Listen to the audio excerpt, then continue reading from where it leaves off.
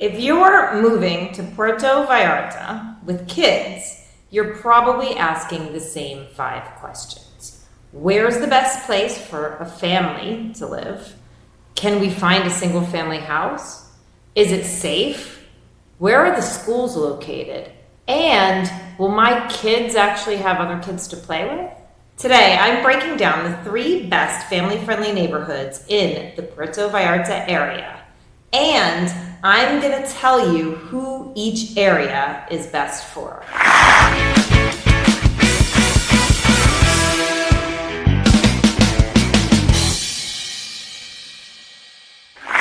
Hi, I'm Dyani Leal, real estate broker and investment consultant based in Puerto Vallarta and Banderas Bay, Mexico. I represent Dyanimite Investment Realty, which is brokered by EXP. If you're looking to buy, sell, or invest in real estate in the Puerto Vallarta area, do not hesitate to reach out to me. I would be happy to help you. All my contact information is in the bio to my page, in the video description, and pinned to the comments to make it easy for you to get in touch with me. If you enjoy my videos, please also make sure to subscribe to never miss an update about lifestyle and real estate investment opportunities in Puerto Vallarta. I am committed to helping foreigners, individuals, couples, families, and investors buy real estate in Puerto Vallarta and Banderas Bay area. And I'm also a mom. So today's topic is very relevant for me. I have 2 kids, ages 6 and 7. 6, 7. That's our big joke right now. And if you're a parent, I'm sure you probably understand it. And if not, just please ignore it. It's so silly. I don't think any of us parents really understand it. But I also want to confirm with you, I live the real life family logistics over here in PV.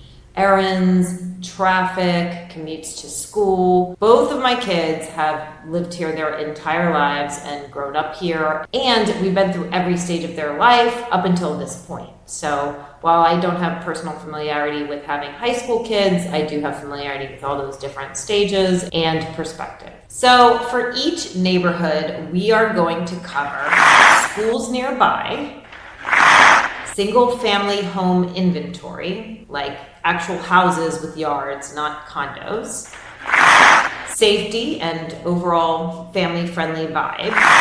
And at the end, I'll tell you which area you may want to pick depending on your family's lifestyle and needs.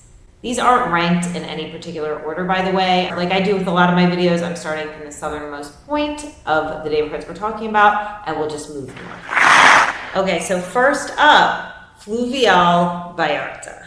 Now, I also should mention that when I talk about Fluvial, all the surrounding areas can easily be grouped in, such as Versailles, Las Aralias, and Gaviotas, which would be great places to look if it sounds to you like the Fluvial area is what you're looking for. So Fluvial is one of the most practical, family-friendly areas in Puerto Vallarta. It's centrally located and residential and built for day-to-day living. Fluvial is a big win if you want to be close to schools in town. There are so many schools in Fluvial area, and there are a lot of schools everywhere in Puerto Vallarta, but in Fluvial probably has the largest amount of really high quality bilingual international schools in one particular region. And the other areas we're going to talk about might be a little bit of a commute to Fluvial. So if you choose to live in Fluvial, you really do have a lot of schools to choose from, which is a pretty big plus, depending on what your family's needs are. I've heard many families, also including my own, measure our quality of life literally by the daily commute to and from school. So that's another reason why that proximity is just really a plus for the region. I also must say that I don't live in that area, so I can't tell you the details about schools specifically. I haven't really done the deep research on them that I would do if I was considering sending my kids there. But I also know word of mouth and the schools people say are good schools just from a general, broader perspective. And some of these schools include Instituto de las Americas Bilingüe, the British American School, also known as El British, the Anglo-American School, which is also known as El Anglo, the Escuela Montessori de Puerto Vallarta, which is a Montessori school, and ISPAC, All of those schools are supposed to be really great schools. And of course, it does depend on your personal preferences, and you'll have to shop around and kind of figure it out. And there are so many I'm not mentioning. There are also a lot of alternative options if those are a little bit too traditional for you, but those are really some great options to start looking into if you're going to be considering this area. And also, most of those go from preschool all the way to high school. All right, so single family house inventory. I don't know how much you know about Puerto Vallarta if you've been shopping around for a while, or you're aware that single family houses aren't the majority of inventory in Puerto Vallarta. There's mostly 2-bedroom condos because of the vacation community, because of the retirement community, and just because that's a type of inventory that has become very popular in recent years. So partially why I'm choosing some of these neighborhoods is due to the inventory of single family houses that they have. And Fluvial has a lot, and they're good ones, like 4 bedrooms, which sometimes also can be hard to find. One thing to note about the single family house inventory in Fluvial is there aren't a ton of gated communities. There isn't as much space in Puerto Vallarta as we start to move north, and there are tons of gated communities. It's not as popular in the more centralized locations. And what you'll find more in Fluvial are going to be turnkey houses on a safe, residential, quiet, very friendly neighborhood street. But these homes work for families who want space, parking, storage, and a real kitchen living routine. Now, are you going to get this giant American suburb style backyard? Probably not. This has been really hard for our family because my husband's from Houston, Texas. He expects to have a big yard, and we've really had to adjust our expectations because those don't really exist much over here in Puerto Vallarta. You can get a yard, but it's probably going to be a smaller yard. Or you can buy a plot of land, or you can go a little bit further in the outskirts of town to get a yard. But in Fluvial, this is kind of what you'd be looking at as far as what your options might be for housing and a place to live. Okay, so safety and family vibe. Fluvial tends to feel safe because it's active. There are people walking, running errands, riding bikes, families out and about. It's definitely not a party zone. It's a residential, we live here area. And really that matters a lot when you have kids. They're also building a new hospital in Fluvial, which can be a plus for safety reasons. And it's where the famous Costco is located, and Petco. So that's another plus if you have pets. And finally, prevalence of other families and kids. Fluvial is full of local families and long-term residents, including international families who want normal routines. So if you want your kids to have neighborhood friends and a stable community feel, Fluvial checks that box. Fluvial is going to be best for you if you're looking for central convenience close to the city with also residential vibe, and you'd like good odds of finding a house. All right, so number 2, as we move up north, is Marina Vallarta. Marina Vallarta is right next to the airport, and it's at a pretty nice location in between the Banderas Bay and Nayarit area and the downtown Puerto Vallarta area, kind of situated right in the middle there. Although it is very close to the airport, so in a lot of areas you can hear the planes, which is something that some people are particularly concerned about in that area. So it's something to keep in mind. Marina Vallarta is also built around a marina and a golf course. So that gives you an idea for the kind of vibe and lifestyle that exists there. There is a long walking promenade with restaurants and cafes. So lifestyle-wise, Marina Vallarta feels a little bit like its own small town inside Puerto Vallarta. And you can really walk around a lot. All right, let's talk about schools. So one of the big advantages of Marina Vallarta for families is proximities to several schools. But just to set the expectation, nowhere has as many schools in the area as Fluvial Vallarta. So the 2 closest schools to the Marina Vallarta are the American School, which is one of the nicest schools in PV. And if you're a family that already knows you want to attend the American school, then it may make sense to look in Marina Vallarta for a place to live as well. The American school is fully international. It's actually more English than Spanish, and you leave with a US degree, and that's the only school in Puerto Vallarta that offers that. So if your kid doesn't speak any Spanish and you're worried about them being assimilated, some parents choose the American school as well for that reason, just to make that integration a little bit more comfortable for them. Instituto Tepeyac is also really close to the marina. It's under a 10-minute drive each way, so it's very nearby, and it's a high-quality bilingual school. Colegio Campo Verde is 10 to 15-minute drive from the Marina Vallarta. So those are all pretty manageable commutes and probably the most common for people who live in the region to consider those schools. And it's pretty common for people who live in the marina to consider those schools if they're trying to find something that's close for convenience. It is kind of in the middle because we're going to go further north here. So if you do want to consider some of the schools in the Fluvial area, it's going to be about a 20-minute commute each way. Okay, so single family home inventory. Marina Vallarta actually has a good mix of housing options. You'll find a lot of single family homes, and there's much more gated communities than that you'll have in Fluvial Vallarta. Ubarta, for example, is a very nice gated community that's literally across the street from the American school and filled with families. There are also a fair amount of homes with golf course views, which can be kind of nice if you like that kind of thing. And townhomes as well. There's an old school vibe that's mixed with a new modern vibe throughout the marina. Either way, if you're looking for a house with a good amount of privacy, there are definitely going to be options in the marina. All right, so safety and overall vibe.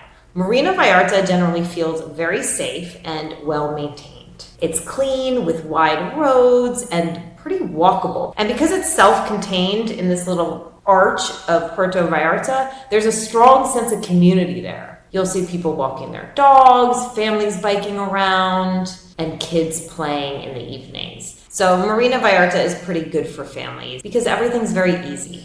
You've got restaurants, cafes, playgrounds, the promenade, golf, and even small shops all within walking distance. It's one area where you can really have that walkable lifestyle with kids. It's almost like a hybrid between the city and the suburbs. However, it's not all families. You have a mix of residents, retirees, part-time residents, vacationers, and families. But it's definitely family friendly. So Marina Vallarta is going to be best for you if you want walkability, convenience, a polished environment, and a mix of housing options, including homes inside gated communities. Okay, and number 3, Nuevo Vallarta / Nuevo Nayarit and the Jarretaderas area. So Nuevo Vallarta is now called Nuevo Nayarit, although I don't know if that will ever catch on 100% to everybody.